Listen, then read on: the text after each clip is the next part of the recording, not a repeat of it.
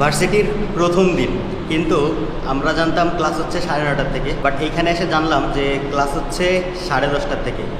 পরিচয় করাই দিই, এপাশে হচ্ছে সারিয়ারে সবাই মোটামুটি চেনে, আর ওই যে পিছনে ফরিদ ভাই। মানে ওই যে বলে না, ভার্সিটির প্রথম দিনের কিছু বন্ধু থাকে, তো সেরকম একটা অবস্থা হয়েছে। ভার্সিটিতে প্রথম ঢুকেই এই যে আইডি কার্ড কালেক্ট করে নিছি, কারণ আইডি কার্ড ছাড়া আসলে স্টুডেন্ট ভাব আসে না। এখন একটু স্টুডেন্ট ভাব আসতেছে।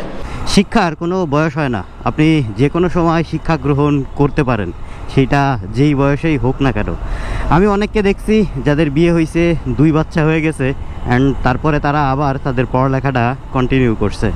এগুলাই আমাদের ইন্সপিরেশন। আমার ঠিক ওই রকম কাহিনীতে যায়নি, তবে 7 বছর পরে আবার পড়ালেখা স্টার্ট করতেছি। আমি জানি না কতদূর পারবো কি পারবো না, তবে ইনশাল্লাহ চেষ্টা করব আমার বেস্টটা দেওয়ার। আমি গত ভ্লগেই বলছিলাম যে আমি ভার্সিটিতে ভর্তি হয়েছি। এখন বলতে পারেন ভাই কোন ভার্সিটিতে ভর্তি হয়েছেন? ইউরোপিয়ানে ভর্তি হয়েছি। এটা হচ্ছে গাবতলী। ইউরোপিয়ানে ভর্তি হওয়ার আর একটা কারণ হইল, এখানে সপ্তাহে 3 দিন ক্লাস, শুক্রবার ফুল ডে অ্যান্ড বৃহস্পতিবার অনলাইন ক্লাস, আর শনিবার হচ্ছে অফলাইন, আপনার হয়তোবা 5টা থেকে 9টা পর্যন্ত এরকম। আমি এখনও ভার্সিটিতে যেয়ে ক্লাস রুটিনটা নিয়ে আসি নাই, যার জন্য ক্লিয়ারলি বলতে পারতেছি না। আজকেই ফার্স্ট যাচ্ছি। 13 তারিখে ভার্সিটির কার্যক্রম শুরু হইলেও আমি 13 তারিখে পঞ্চগড় থাকার কারণে আমি ভার্সিটিতে যাইতে পারি নাই। আজকে হচ্ছে 21 তারিখ, মেবি শুক্রবার, খেয়াল করি নাই সকালবেলা, তবে এরকমই আজকে যাচ্ছি ভার্সিটিতে। তো দেখা যাক কি দেখি হয়। ভার্সিটির প্রথম দিনের অভিজ্ঞতা কেমন হয় এটাই শেয়ার করার চেষ্টা করব এই ভিডিওতে। তো ফার্স্ট ডে অ্যাট ভার্সিটি, এই ব্লগটা এই জায়গায় শুরু করতেছি। Hey ladies and gentleman, this is Mohammad Baijid, welcome to Baijid daily blogs.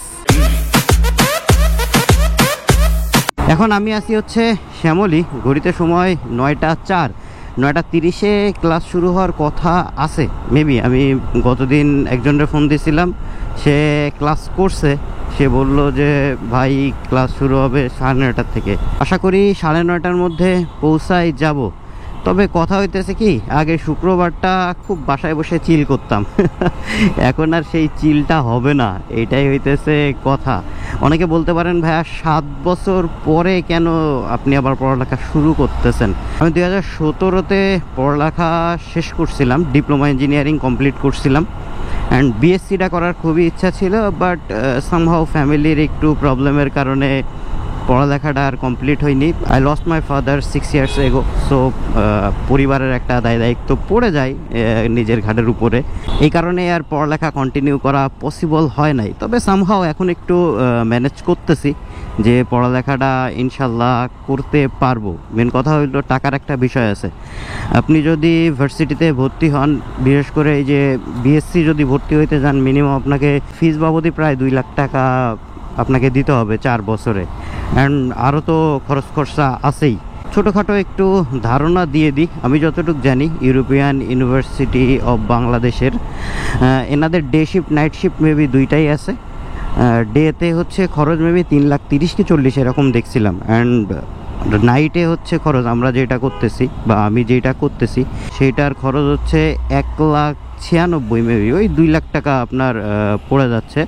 3 দিন ক্লাস, আগেই বললাম, বৃহস্পতি শুক্র শনি, শুক্রবার সারাদিন, বৃহস্পতিবারে 5টা থেকে 9টা, শনিবারে হচ্ছে 5টা to 9টা। তবে বৃহস্পতিবারে হচ্ছে অনলাইন ক্লাস। এই জিনিসটা আমার ভালো লাগছে যে যারা দূর দূরান্তে থাকে তারা মানে অনলাইনে একদিন হইলেও প্রেজেন্ট হইতে পারবে, এটাই হইতেছে ভালো দিক।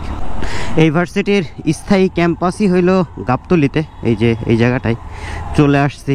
ভার্সিটির সামনে আবার দেখতেছি বাস স্ট্যান্ডও আছে। আসলে গাবতলীতে মানুষ জায়গা ফাঁকা রাখবে না, গাবতলীতে আপনার যেইখানে জায়গা পাবে সেইখানেই বাস টাস রাখবে। আচ্ছা, আমি বাইকটা আন্ডারগ্রাউন্ড করে দিব।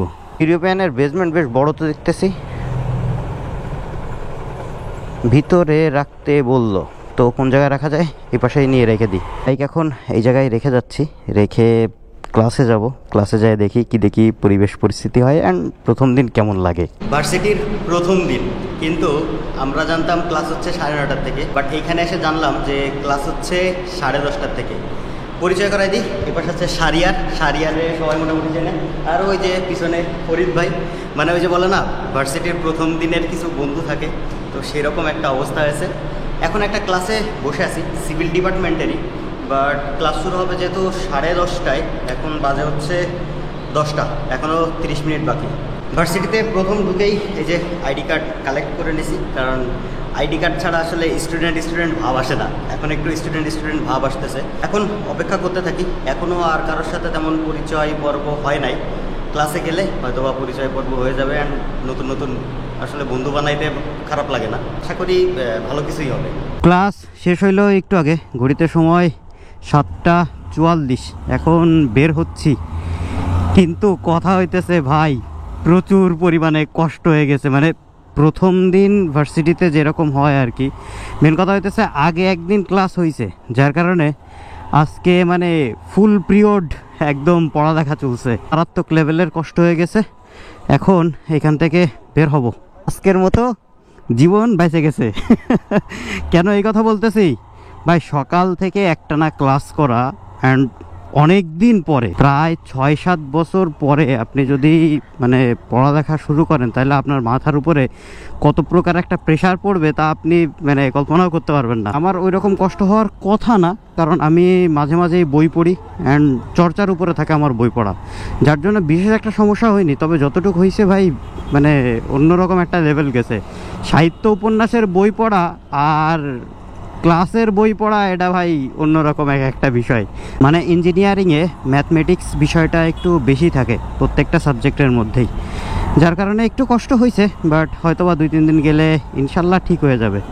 তো যদি বলেন ফার্স্ট ডে অ্যাট ভার্সিটি কেমন ছিল, আলহামদুলিল্লাহ খারাপ না, তবে একটু প্রেশার হয়ে গেছে, এ বাদে আর কিছু না। এখন আছি নতুন রাস্তায়। শায়েক বাইরে ফোন দেওয়া হয়েছিল, জিজ্ঞেস করা হলো ভাই কই, সে 300 ফিটে যায় বসে আছে, অ্যান্ড আমারে বলতেছে 300 ফিটে যাইতে। আমি তো মোটের পরেও এখন 300 ফিটে যাব না, কারণ এই সারাদিনের প্রেশার নিয়ে আর 300 ফিটে যাওয়ার ইচ্ছা একদম নেই। নতুন রাস্তায় একটু দাঁড়াবো, চা খাবো, ফ্রেশ হবো, দেন বাসার দিকে চলে যাব। নতুন ভার্সিটিতে নতুন স্যার ম্যাডামদের সাথে পরিচিত হইলাম, নতুন কিছু বন্ধু অ্যাড হইল, ভালো লাগতেছে। আসলে নতুন মানুষদের সাথে পরিচিত হওয়াটাও মজা লাগে। ইনশাল্লাহ এভাবেই চেষ্টা করব ক্লাসগুলো করার, অ্যান্ড সবার সাথে ঠিকঠাকভাবে চলার। আপনারা দোয়া করবেন যেন ঠিকঠাকভাবে মানে এই টার্মটা পার করতে পারি। আমাদের আড্ডার জায়গায় হচ্ছে এই জায়গাটায় আমরা আড্ডা দেই, অ্যান্ড কিছু সময় আড্ডা দিয়ে এরপরেই বাসার দিকে চলে যাব। আজকে আর বাইরে বেশি সময় থাকলাম না, কারণ কেউই নাই বাইরে আড্ডা সাড্ডা দেওয়ার মতো, যার জন্য বাসার দিকে চলে যাচ্ছি। আর এই ব্লগটা এই জায়গায় শেষ করে দিচ্ছি। যদি ব্লগটা ভালো লেগে থাকে তাহলে একটা লাইক দিয়ে দিবেন, আর এমন ব্লগ আরও দেখতে চাইলে আমার ফেসবুক পেজটা ফলো করতে পারেন, ইউটিউব চ্যানেলটা সাবস্ক্রাইব করতে পারেন। আর যতদিন না নতুন একটা ব্লগ আসতেছে ততদিন সবাই থাকবেন ভালো, সবাই থাকবেন সুস্থ, দোয়া করবেন আমার জন্য। আসসালামু আলাইকুম, আল্লাহ হাফেজ।